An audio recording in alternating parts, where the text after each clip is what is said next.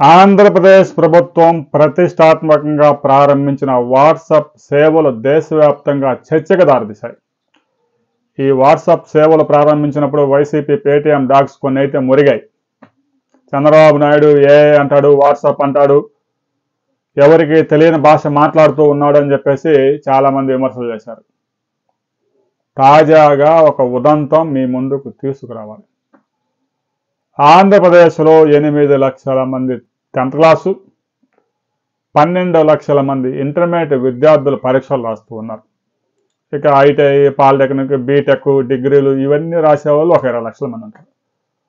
మొత్తం మీద 10th class దగ్గర నుంచి బీటెక్ ఫైనల్ ఇయర్, పీజీలు చేసేవారి దాకా 60 లక్షల మంది విద్యార్థులు ఇటు 10th క్లాస్లో స్కూల్లో కానీ, ఆ తర్వాత కాలేజీల్లో కానీ, యూనివర్సిటీలో కానీ చదువుకుంటూ ఉన్నారు. ఇక మార్చి నుంచి మొదలుపెట్టి మే చివరి వరకు ఎగ్జామ్స్ జరుగుతూనే ఉంటాయి. ఈ 60 లక్షల మంది ఎగ్జామ్స్కి హాజరు కావాలంటే హాల్ టికెట్ తీసుకోవాలిగా. హాల్ టికెట్ కావాలంటే గతంలో ఎక్కడికి వెళ్ళాలి? అతను చదువుకున్న కాలేజీకి వెళ్ళాలి. కానీ కాలేజీలకి సెలవులు ఇచ్చారు. ఆ విద్యార్థి కాలేజీకి వెళ్ళి రావాలంటే కొంతమంది దగ్గరగా ఉంటుంది, కొంతమంది దూరంగా కూడా ఉండొచ్చు. దాదాపు ఒక్కొక్క విద్యార్థి 100 నుంచి 200 కూడా ఖర్చు చేసుకోవాల్సి ఉంటుంది. ఒక రోజంతా టైం వేస్ట్.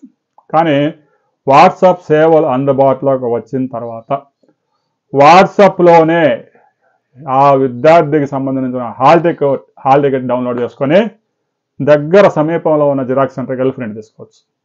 అంటే ఎంత సదుపాయం అందుబాటులోకి వచ్చింది.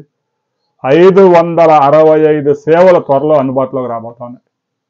ప్రభుత్వ సేవలే కాదు, ప్రైవేటు రంగానికి సంబంధించిన సేవలు ఏది కావాలన్నా కూడా, సినిమా టికెట్ కావాలన్నా, బస్ టికెట్ కావాలన్నా, రైలు టికెట్ కావాలన్నా, తిరుమల దర్శనం కావాలన్నా, రూమ్ బుక్ చేసుకోవాలన్నా, ఏది కావాలన్నా వాట్సాప్లోనే ప్రభుత్వ సేవలన్నీ అందించేందుకు మెటా సంస్థతో నేరుగా టైప్ అయ్యారు.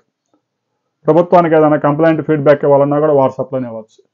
రాబోయే రోజుల్లో అనేక రాష్ట్రాలు ఆంధ్రప్రదేశ్లో ప్రారంభించిన ఈ పథకాన్ని పరిశీలించి ఆయా రాష్ట్రాల్లో దీన్ని ప్రవేశపెట్టేందుకు ముందుకు వస్తూ ఉన్నాయి.